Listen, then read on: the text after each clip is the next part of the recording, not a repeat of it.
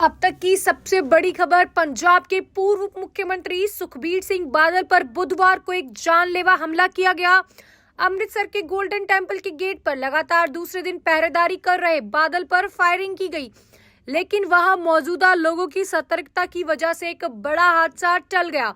श्रोमणी अकाली दल के नेता सुखबीर सिंह बादल धार्मिक सजा के तौर पर गोल्डन टेम्पल के गेट पर पहरेदारी कर रहे थे, तभी वहां एक बुजुर्ग शख्स पहुंचा। उसने गेट पर बैठे बादल को देखकर जेब से पिस्टल निकाली, लेकिन खास बात तो यह है कि बादल की सुरक्षा में तैनात एक शख्स ने उसे ऐसा करते देख लिया और उसने तुरंत लपककर हमलावर को रोकने की कोशिश करी, जिसकी वजह से एक ये बड़ा हादसा जो है वो टलता नजर आया। लेकिन इसी बीच वहां मौजूदा लोग भी हमलावर को दबोचने लगे। इसी बीच जीना झपटी के कारण वो जो गोली थी वो दीवार में जा लगी। भीड़ ने पिस्तौल हमलावर से छीन ली है।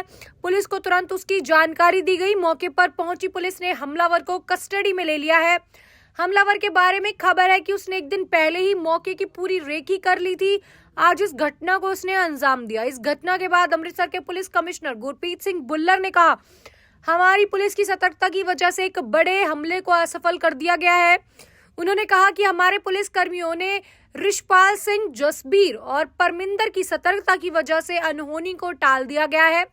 हमलावर नारायण सिंह, जिसका आपराधिक रिकॉर्ड है, उसे गिरफ्तार भी कर लिया गया है। उसके खिलाफ केस दर्ज कर लिया गया है। बादल की सुरक्षा के लिए पर्याप्त इंतजाम रखे गए हैं।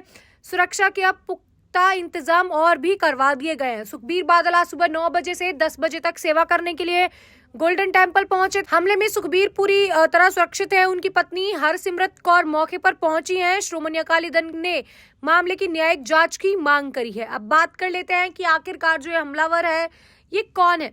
सूत्रों की माने तो हमलावर की पहचान बब्बर खालसा इंटरनेशनल के पूर्व सदस्य के तौर पर की गई। कहा जा रहा है कि वह 1984 में पाकिस्तान गया था और पाकिस्तान से पंजाब में हथियारों और विस्फोटों की स्मगलिंग करता था। हमलावर ने कथित तौर पर गुरिल्ला युद्ध पर भी किताब लिखी है। वह बुजेल जेल बैक मामले में भी आरोपी है और पंजाब की जेल में भी सजा काट चुका है। श्रोमणी अकाली दल का कहना है कि नारायण सिंह चौरा का भाई नरेंद्र सिंह डेरा बाबा नानक में चोरा बाजार कमेटी का अध्यक्ष है और वो कांग्रेस सांसद सुखजिंदर रंधावा का भी करीबी माना जा रहा है। अब बात कर लेते हैं कि आखिर सुखबीर सिंह बादल कौन सी सजा काट रहे हैं जिसके कारण वो अमृतसर गोल्डन टेम्पल के बाहर पहरेदारी कर रहे थे।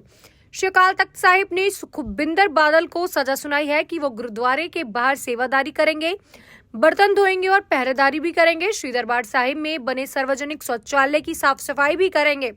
जथेदार श्री अकाल तख्त ने बादल और उनकी पार्टी के नेताओं पर 2007 से लेकर 2017 तक अकाली दल की सरकारों के समय धार्मिक जो चीजें हैं, उनकी गलतियां हुई हैं, उन पर सजा सुनाई गई।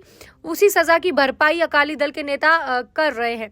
सुखबीर बादल और उनकी कैबिनेट के खिलाफ अकाल तख्त ने दोष साबित किए थे। आरोप है कि बादल ने ईर्षानंदा के मामले में डेरा सच्चा सौदा प्रमुख राम रहीम को माफी दिलवाने में मदद की। इसीलिए बादल ने राम रहीम के खिलाफ शिकायत वापस लेने में अपने प्रभाव का इस्तेमाल किया। श्री गुरु ग्रंथ साहिब की बेअदबी के मामले में भी कार्रवाई भी नहीं की गई।